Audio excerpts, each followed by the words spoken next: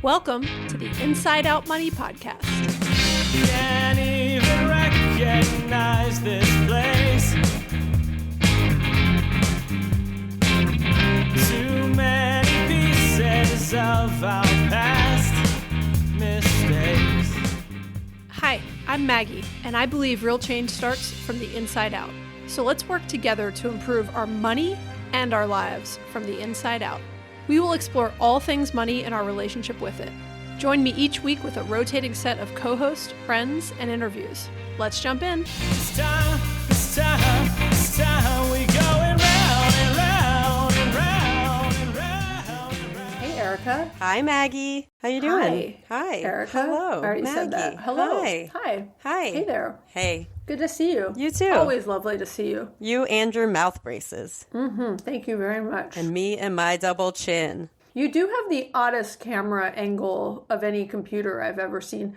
The camera is like in the crease of the laptop, right? It is. And this has got to be, that? it's LG. And this had to have been like a one and only model that was made for a prank, because this is not, it's just not a good angle. I'm not looking directly at the camera when I talk. I'm looking off to the side as if there were like four other people in the room, not you. It's just, Hey, it was free. So I'm not going to complain.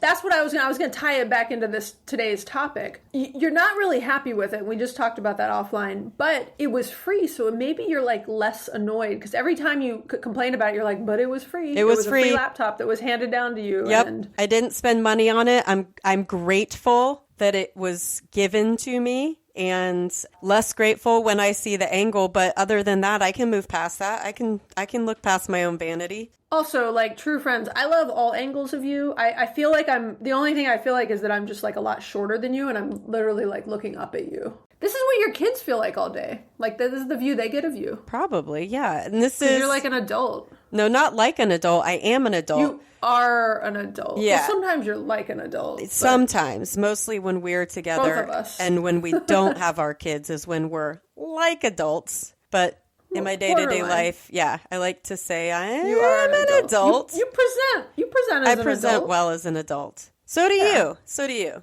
Thanks. Really, even with the braces and the tie, like right now I present as an adult? No, I was just trying to be nice because you said something nice to me. Oh, okay. Okay, well, we should get into like what this topic is about. So if you're like, who's here, what's happening, why are we talking about this? You are at an episode of the Inside Out Money Podcast. This is a personal finance podcast focused on redefining wealth from the inside out, or from the down below up, looking up at your chin, whatever you want to Chin say. up. Chin up, guys. Each week, I speak with a rotating set of co-hosts about a different financial topic to help you improve your financial mindset and tactics. Today, we have co-host Erica with us, also known as, like, we go back over 20 years. We met in our freshman year of high school, or I don't know. No, I'm younger than you. Well, it's hard to tell from this angle who's younger. That's true. Very, very good point. My 8th grade year, freshman year. Oh yeah, 8th grade. So I was a freshman. Yeah. And anyways, we go way, way back to the early 90s and have known each other for a very long time. And so Erica is here as one of our rotating co-hosts, and we are going to talk about the economics of happiness and what will and won't make us happier in life, with a slant towards the elements of life that make us money and cost us money. You know, there's the age-old phrase, money doesn't buy happiness. We're going to kind of like break down some of the actual elements of life and whether they do buy happiness or bring happiness if you put money into those areas of your life. And yeah, that's today's topic. I think we should start with a little primer on happiness before we get into some specific factors and elements of life that we'll break down and kind of share some comments and research on. I just think it's nice to kind of like take a step back and talk about happiness, because happiness is often the thing that everyone's striving for, right? And there's so much different content and books and information out there about what brings happiness and sort of, you know, trying to break down happiness like into a formula. And I referenced this briefly earlier, but like happiness, it's an art, not a science. But there is a huge amount of science to support this art. So I actually think it's both an art and a science, if you will. And Eric and I both did recently read a book that was written by Arthur Brooks and Oprah that is called Build the Life you want. That's correct. So Arthur Brooks is He's a happiness scientist. Like, he's a happiness researcher who teaches at Harvard now. He actually teaches a class at Harvard that's like one of the most popular classes at Harvard that there's like a long waiting list for. But so in that book, he's like a leading expert on happiness. And in that book, he does break down his belief of as close as you can get to like a formula for happiness. And he talks about enjoyment, satisfaction, and kind of meaning or purpose. And he kind of switches back between the two. And he calls them like the 3 macronutrients of happiness. And I thought it was interesting because even when I heard some of those words, I was like, well, what's the difference between enjoyment and satisfaction? Like, I wouldn't necessarily know that right off the bat. So enjoyment refers more to the immediate positive feelings we experience during an activity or event. So, you know, like we go to a play, we enjoy it. Erica and I go to an Indigo Girls concert together. We have lots of enjoyment. Satisfaction relates to our overall contentment or fulfillment with a situation, outcome, or life in general. And there's a lot of research around, to double click on satisfaction, that like satisfaction is higher when you put work into something and when you kind of quote like suffer for something versus when you were just handed something. So if you cut a lot of corners, you're less satisfied. If you put a lot of work, if you won some athletic feat and it was like something you trained for and put a lot of work into, your satisfaction level is higher than if you just went out and competed for the first time and just won because you just naturally are really good at something or got lucky or there wasn't a lot of competition or, you know, other factors that made it easy for you. And I don't know if that helps a bit, but I just think that's very interesting how they talk about enjoyment and satisfaction and how you need both, and then how much you need some level of meaning or purpose in your life to truly be happy. Yeah, I was, while you were talking about that, I was thinking back to my college days. I'm about to get real nerdy right now, but I was a political science major. And if you think about the Declaration of Independence, we are granted Which I think about a lot. Right.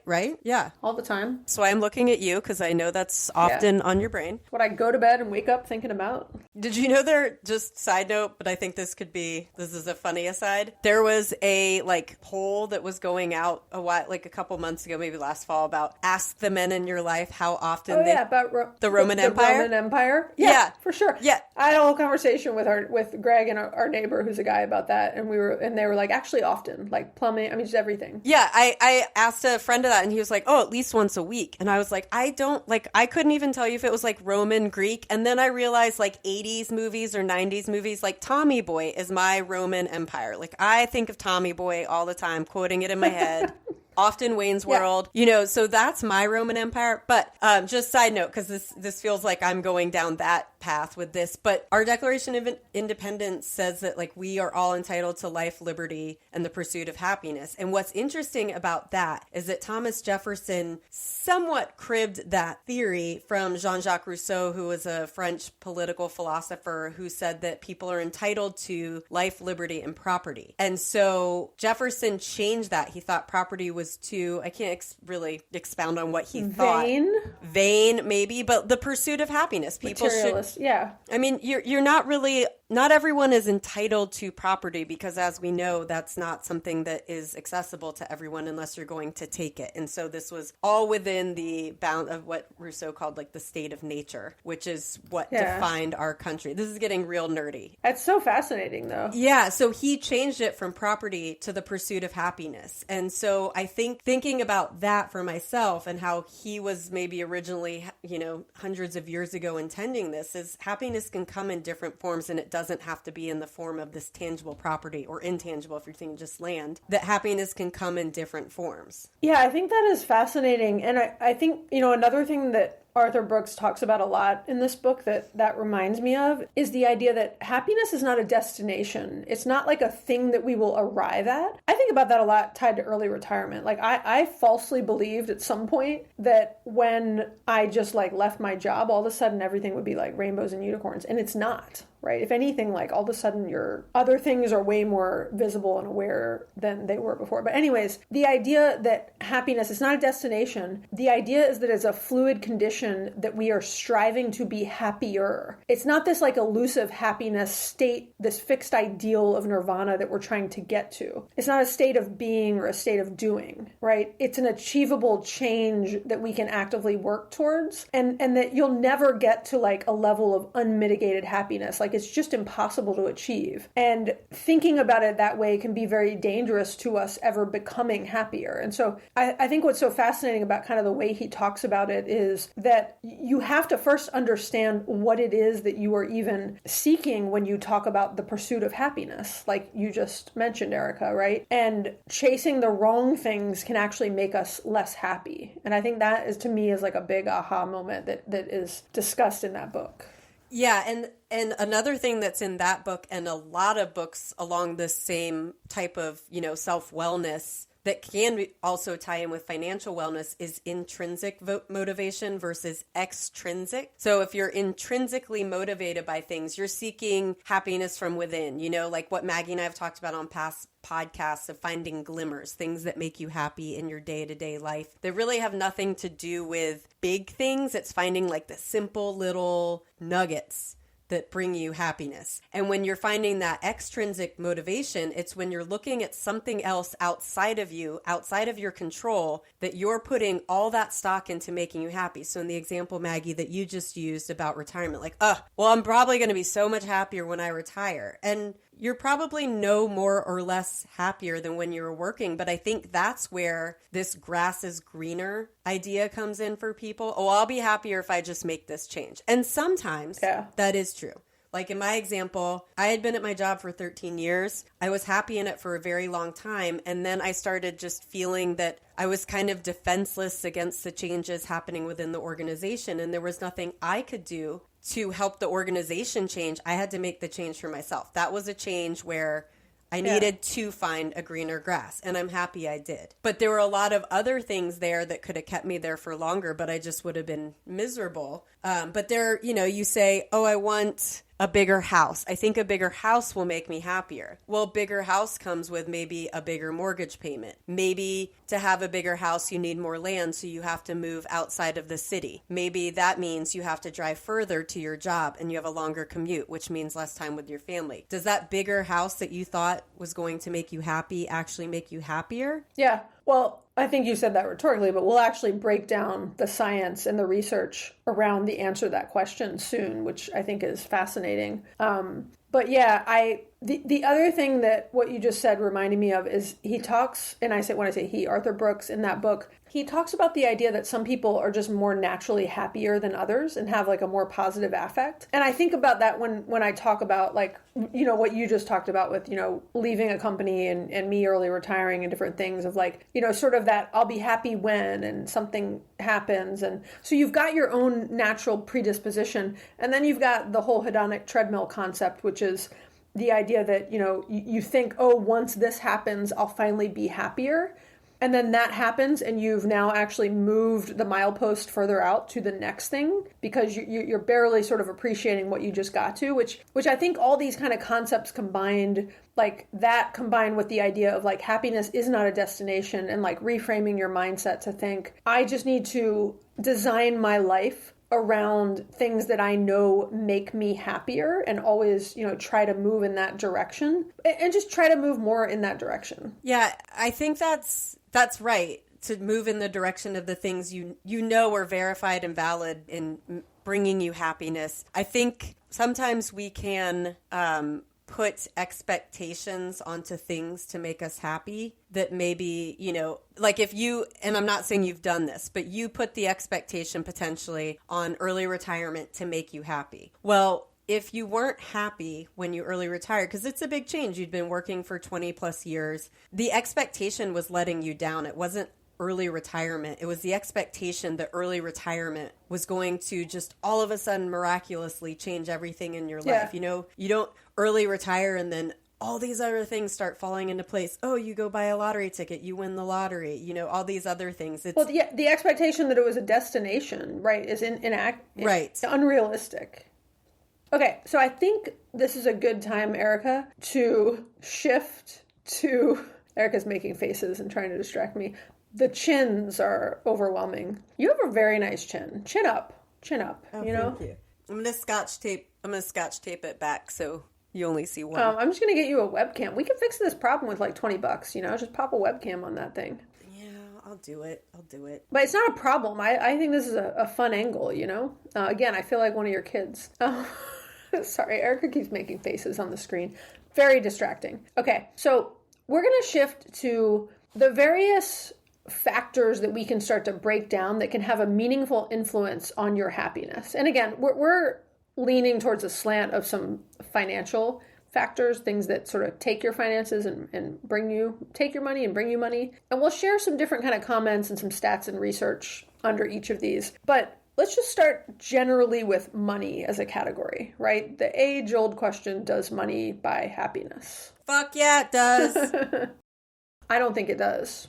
Well, I don't think it does either. Only because we both are privileged enough where we've earned it over the years based on just being able to be in the position to get jobs that paid, earned us money. And we will say that is privilege. And so it's easy for us to say it does not buy happiness, because I don't think we're the target audience necessarily for where this question really can make a difference. I would say, I agree, but yes, and like we are above the point where there's a point in the research where money does buy happiness, and we are past that point. And so there is this kind of study that's been referenced for a very long time. And look, it's been debunked. There's a bunch of views on it.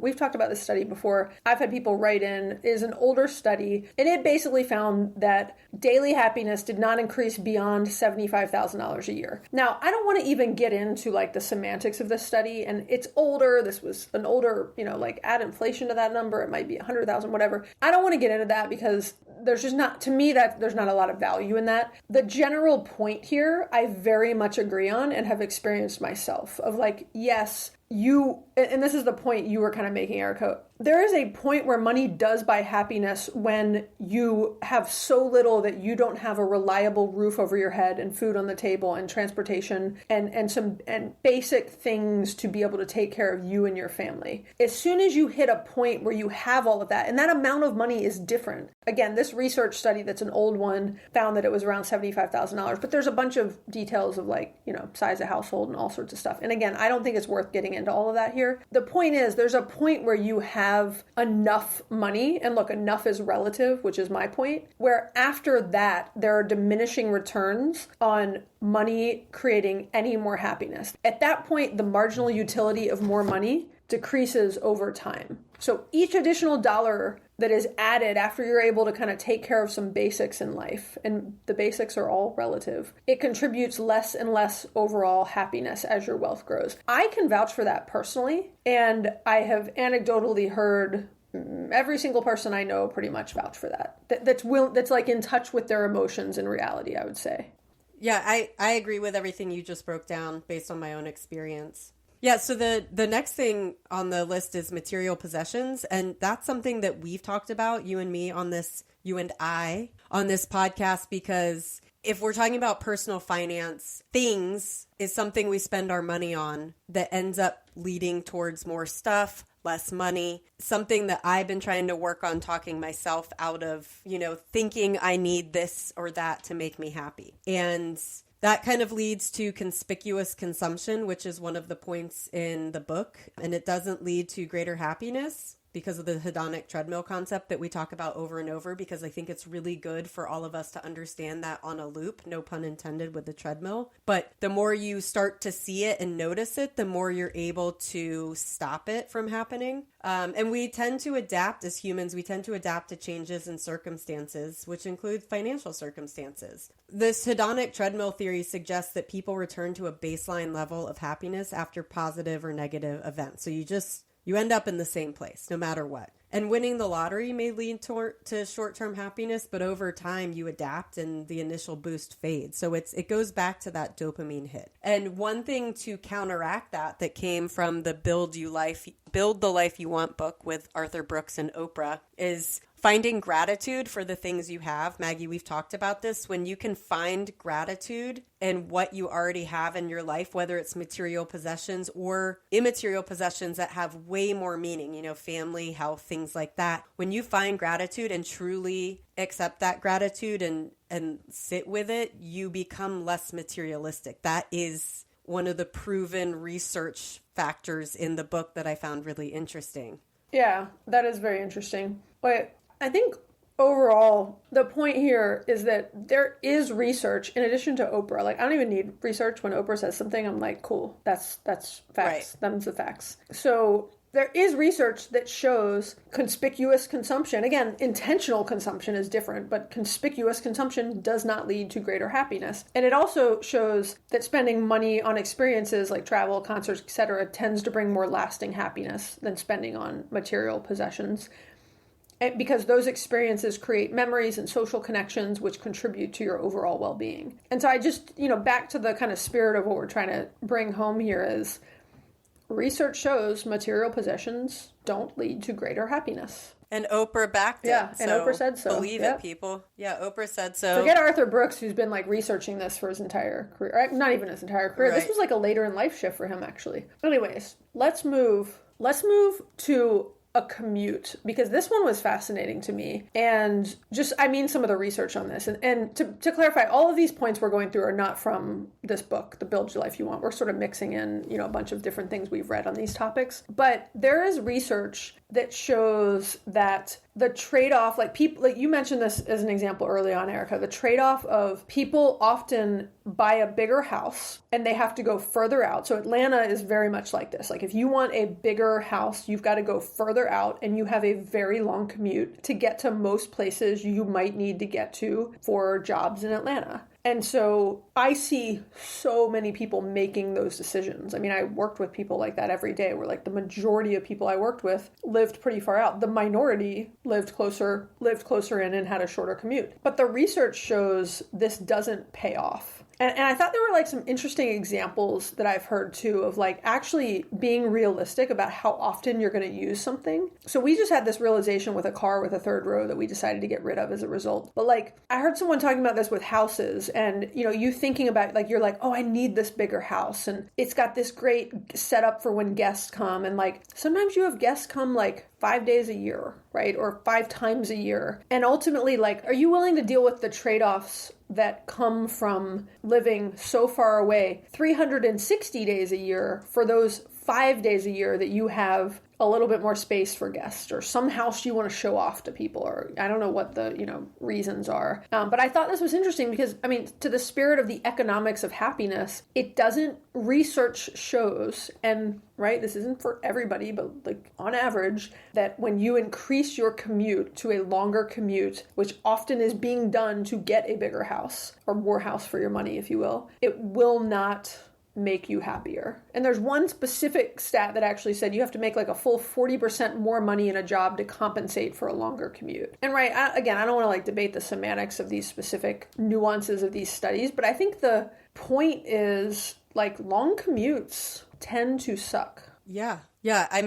Given that you have no commute right now and my commute is about 8 feet from my bedroom to my office, that commute's my favorite. Yeah. But yeah, it's all of this is a trade-off. What are you willing to give up to get the thing that you think you want? So you think you want this thing and you've maybe sacrificed something you didn't even know you valued until it's gone. So we talked about that for a little bit with our house. We've owned it for about 10 years. It's a 100-year-old house. There are things that we want to do to it, but because it's so old, trying to do a remodel or anything to kind of update it in a way that makes it a little more modern or livable for the purposes of a growing family, it's just not feasible for a house, and nor do I want to really spend the extra money to put ourselves through doing that. But to find something else would mean giving up the location, which is the exact reason we bought this house. And so do I want to give up having really great restaurants, coffee shops, gyms, yoga studios, hiking areas, my kids' school, all within walking distance, to have a house that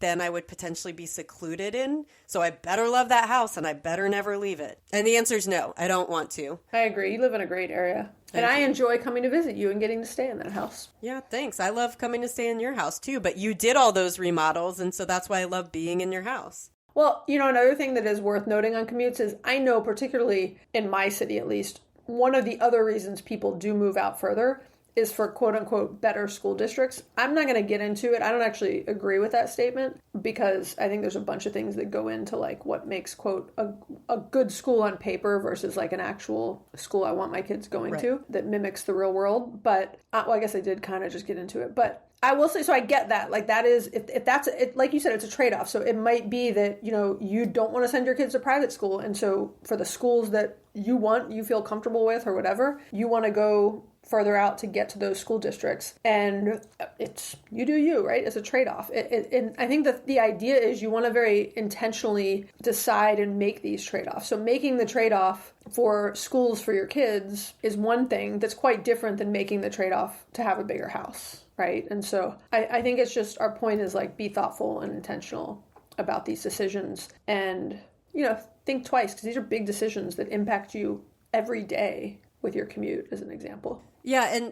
And this isn't necessarily related to the commute, but one thing that I took out of the book is that we all as humans have a tendency towards a negativity bias. So you could be in a job review. This is the example Arthur Brooks gave. You could be in a job review and it's glowing, except there's one thing that you need to work on. That will tend to be the one thing that you focus on. Yeah, that you harp on. As a negativity that you harp on, that sits with you. And it's like, well, what about all the really positive stuff? Yeah. And so what he recommends is, he calls it emotional substitution, you know, focusing, taking that emotion, substituting it with another. And this isn't like being inauthentic. It's trying to switch your brain, making it a practice to focus on the good things, the positive things, you know, like with the negativity bias, you know, if you're really weighing a big decision, try to see if there are some positives. It's the same as a pros cons list. And then just deciding which one outweighs the other. And I think maybe pros and cons lists are not given as much credence as they should be because it does help you weigh something instead of making a very detrimental life decision that you think will make you happy because the grass is greener. Yeah. And then you end up regretting that. And you've just invested a lot of money into that major regret. Yeah. So kind of along the lines of what we're talking about, but switching it is talking about jobs, and research supports that specific jobs don't make you happier. It's more about how that job is a fit for you and not the amount of money you're paid. And does the job stress you out? Does it defeat you? I mean, yeah, I was pretty fascinated by that finding, honestly, because, you know, over the years, I feel like I've heard different stats about like dentists have really low job satisfaction or different things, though I've met plenty of happy dentists. And I just thought what was fascinating about it was that it is more tied to whether that job is a good fit for you, and that in general, work that raises your happiness is not tied to a specific income or specific prestige. Like it doesn't, you can, like the science says you can be just as happy in a quote lower prestige recognition job, but that is a very good fit for like what you enjoy doing and what fits your personality well, and that again gives you enough money to make a living and support your family and do the, you know, have the experiences you want,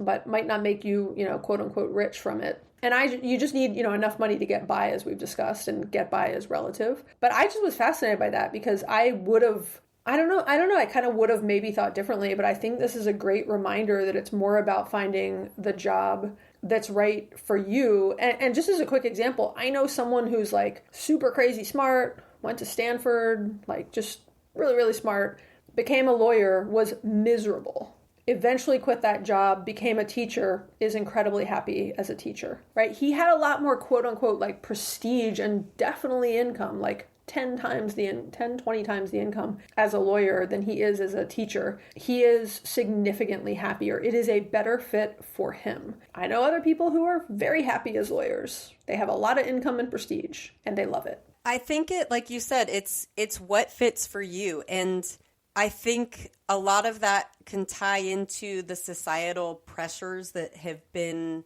just looming for the last like 50 years that I think are going away, where people don't need titles as bragging rights. Yeah. Like, I am not this position.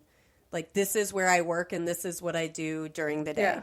Because when you know, with this friend you're talking about, I've worked around lawyers for the last 20 years of my career, though I am not one. And the more I work with lawyers, the more I do not want to be one, because I see the stress, the pressure, they're paid well, but they're also on call all the time. Yeah. They don't, if that's what you want, that's great. If that's the life you choose for yourself, then awesome. But that's also not what a lot of people want. A lot of times people don't want to make partner. Yeah. And I think when you can recognize in whatever profession you're in that you're happy to go to work, make a living, do good work that you find meaningful to you, and then go home to your life. Like, our work should not define us. It's what we do when we're outside of work that should define us. I totally agree. I remember once, like maybe 10 years ago, hearing the question in a leadership class of, do you work to live or do you live to work? And I, at the time, was living to work, but I eventually shifted to working to live, which is what you were just saying. And that to me was just like a big mindset shift for me of like the purpose of my job and why I had it. And I enjoyed my job in many ways.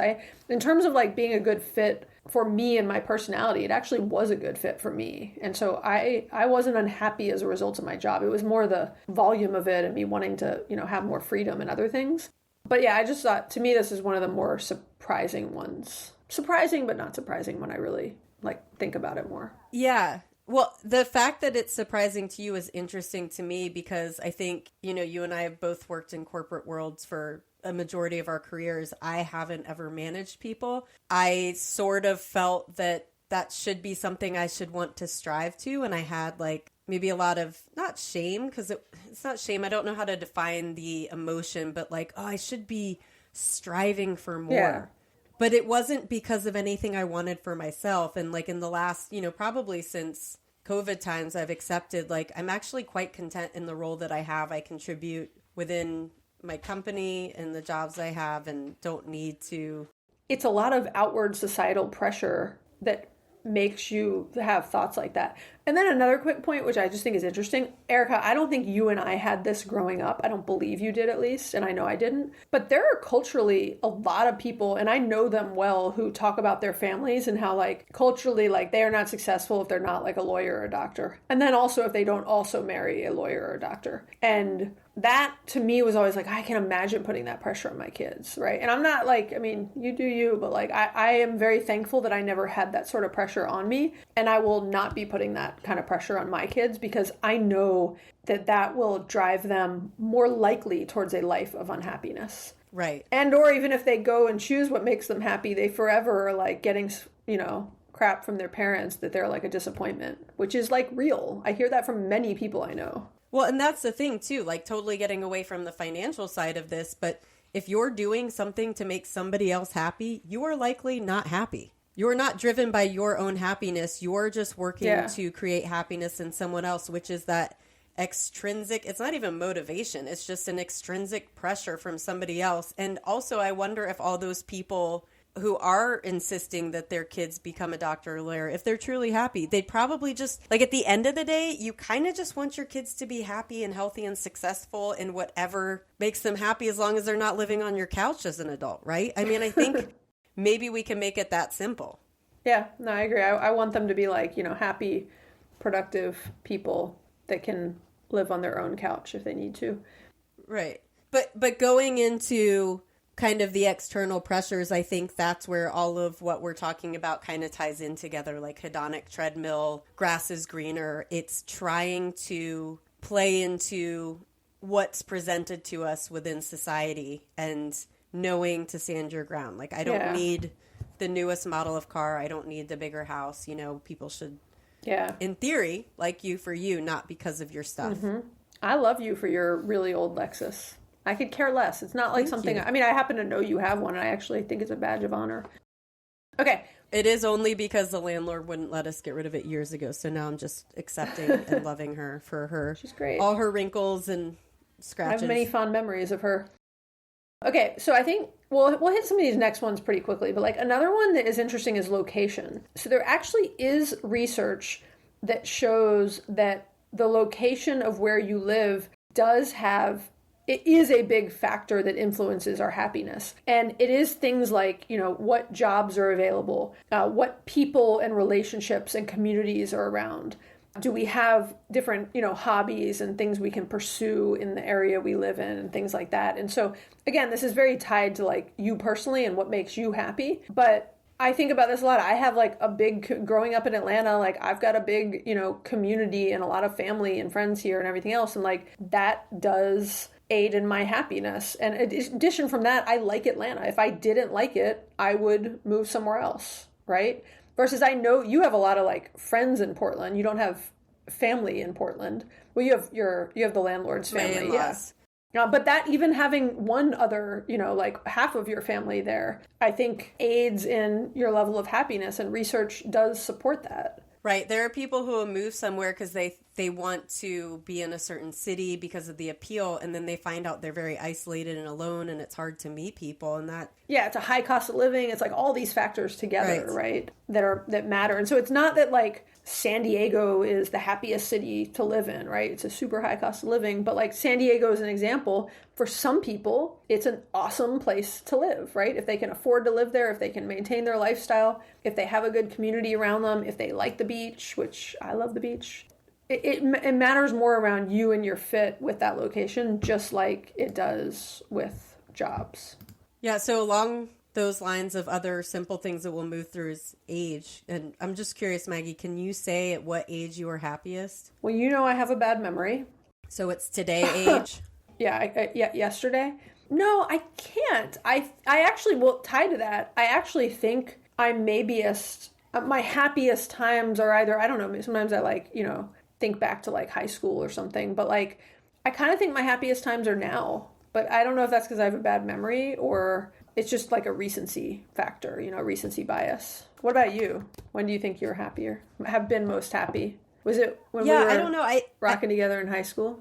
Yeah, definitely. High school. I mean, like, who doesn't say high school is their happiest? Like, unless you're Al Bundy, which is maybe a dated reference. Definitely a dated reference. But yeah, I think I would say like the last 10 years, I think the more that I've kind of like fallen into myself, the older I get, the more hindsight and awareness I have, and I grow into the person I want to be. You know how they like, you kind of say like, eat like the person you hope to be healthy, think that way. And not like I'm necessarily trying to do those things, but I'm trying to build myself to be the person I want to be. And I'm seeing that like the work that I'm doing falling into place and feeling proud of that person. And that's leading to the happiness in like all the other areas of my life. I think that's awesome, Erica. And I don't know if you would agree, but I feel like part of that is you have more gratitude now and appreciation for everything that like I think as we get older, we have more gratitude and perspective in life, and that makes us happier. Agreed. Yeah, it's definitely the perspective looking back on things that, well, just knowing like having the lived experience to be like, did that make me happy? No. Yeah. Well, let's do whatever the thing is that will make me happy, and knowing and actively working on those things. And yeah, I mean, it just, I don't fear aging in that way. And for that reason, it makes me more aware of wanting to be financially stable to try to live and use my money intentionally. Yeah, that's interesting. So the research says that happiness peaks around the age of 18, which falls in line with us saying we loved high school. And then it goes downhill until about age 50. And so, Erica and I aren't 50 yet. We're in our early to mid 40s. But let's say early. Let's be generous. I'm closer to the mids than you, but... Okay, we're 2 months apart. Oh, yeah, that's right. I was thinking because we're a grade apart, but you're very close. Then let's go with early. We're like a month and a half apart. Let's go. We're basically twins. We're twins. The same person. So, and then it actually, like, as you get older, it increases too. So there's research that supports that, like, you're happier at 85 than you are at 18, which I think is interesting because I could see being 85 and looking back and reflecting upon your life and feeling good about it versus when you're 18, you're sort of looking forward, And along the same lines, the other day I was talking to Kate, who is 12, my daughter who's 12, about something, and I don't remember what got us on this topic, but I said something like, are you excited to like grow up and be an adult? Or I was saying something about like, do you want to get older? Or do you want to be an adult or like college or something? And she was like, no way. She's like, you guys have so many responsibilities. And I was kind of like, oh, like I liked that answer because like you should enjoy being a kid and appreciate that like, yes, there's a lot on their plates in many ways, but there's not in many ways, like a lot is done for them and given to them. Yeah, that's very true. I think a really good thing and probably the best thing that we could potentially end on for a point in this economics of happiness discussion is relationships. And there has been a Harvard study which makes us sound like elitist, but I guess they just have all the grants to do the money, to do the research, I mean, is this person Hey, Erica, did like a real quick. 50-year... No. Hey. I was going to say, Hey. speaking of money, it was the longest study on human happiness, I think, ever done. Oh, yeah. The longest study. Yeah, this one, actually, this is very interesting. And Maggie's going to put the link in the show notes to this Atlantic article. Hopefully you can get the free version of it. But it was a study done by Robert Waldinger. And it followed people for 50 years throughout their journey of like what actually, not even journey, just their lives of what made them happier. And the main thing was positive relationships. Or just relationships, just anyone being in your life in a positive way. And especially as you get older, relationships are the thing that help quell, mental decline. It helps with physical ailments. It's just creating things that have kind of been lost, especially in our Western societies. And so I think this is a perfect one to end on as far as you don't need to spend money to find happiness. You need to find meaningful relationships. And actually, I will tout a book that I just read that was amazing by David Brooks, no relation to Arthur Brooks. Brooks Brothers. Called How to Know a Person. Brooks Brothers. How to Know a Person, the Art of Seeing Others Deeply. And it's how to truly listen and be present with someone. And it goes through very different parts of how to do it just on a day-to-day basis, but also how to do it in this divisive world in which we're living. And I think that ties in really well with, yes, you have to have relationships. That's really the key to all of this. But how meaningful are your relationships? Yeah. And I think when you can find those meaningful relationships, you really don't need a lot more. You feel fulfilled in ways that the stuff we're talking about doesn't do that for the long term. Yeah, that like you said, money can't buy. I think this one was validated in real life during COVID because there was a lot of observations and situations where people were realizing how isolated they felt during a time. And if you were isolated like in your house with your family, that was one thing, but a lot of people were isolated by themselves. And it was incredibly isolating and had a big impact on their mental health and well-being and ultimately their happiness. And I think it was just kind of that point being brought to life in a very recent happening in our world. Okay, so I think we can bring this home, and I think it's worth just a quick recap of what we talked about today, because I think there was a lot there. And the idea that like happiness really does come down to your own attitude, taking pleasure in the small things in life, like the glimmers of hope and tiny joys that we talked about. We'll put a link in the show notes to an episode Eric and I did on that a couple months ago. Like appreciating what you do have versus what you don't have, having a, glass half full perspective and attitude. And it really is an exercise in like mind over matter, like literally, of the science of becoming more happy and getting to that happier state versus this elusive place of happiness that we'll never find. But just to recap what research supports does make you happier versus doesn't make you happier, I think it's interesting to like think about these things almost as a list, right? So the following things do correlate to happiness, right? Having at least, look, this is the old study, but at least $75,000 in income. Again, I'd call it, add some inflation to that and a higher number, but an amount of income to cover the basics. Spending money on other people and charity has been shown to make you happier. Spending money on experiences over material things, living closer to your job and or having remote work, again, not having a commute, and having a satisfying job and feeling like you are able to contribute in your environment, again, tied to what works for you specifically. Strong social ties, like Erica said, being older. And then a bonus one we didn't talk about. Actually, regular monogamous sex has proven to make you happier, which I kind of thought was interesting for everybody who might be in like a long term, or I say a long term, but like, 10, 20, 30. You're having a drought. Like if you're having a drought, for everyone who when you're in my point was more if you're in like a long monogamous relationship, often there are people that get to a phase in their life and you're yearning or idealizing bonering some lifestyle where you want, that you might have had when you were younger and, in your younger days. But it's kind of interesting that research actually supports that the number of sexual partners you have does not increase your happiness. It actually lowers it. And so apparently monogamy is pretty sexy. Just thought I'd throw that one in as a bonus tip for you guys. Just the tip. Okay, Erica. Tip. Okay, so things that do not correlate to happiness. Seeking extreme wealth. Wishing you were back in your 20s. And having lots of sex. Having lots of sex with bunches of people. Bunches of oats. Bunches of oats and people. Buying a bunch of stuff and junk. Stuff equals junk. Junk equals stuff. Having a lengthy commute so you can have a bigger house. Isolating yourself from others or being alone. And that's the biggest thing that doesn't correlate to happiness, which I think is the most important one. Yeah, I think what's so interesting about these lists of kind of what does and doesn't correlate to happiness, which again, we're summing up as the economics of happiness, is most of the things that create happiness don't involve massive amounts of money. And I think that is the number one takeaway. If you were like, what the crap were y'all just talking about for the last hour? That's our point. Turns out money doesn't buy happiness. We don't even know. We don't know. We don't even know we don't know. Don't ask us again. But what we do know is money does not buy happiness. Yep. Nor does it buy friends. Nor does it buy set. Okay, let's just get off this topic. Hold on. Let's just say thank you for listening, given that your time is limited and valuable. Thank you for listening. Because your time is limited and valuable. Oh my gosh. We appreciate you spending some of it with us. We do. And if you've enjoyed today's episode, please give us a written review on Apple Podcasts or Spotify.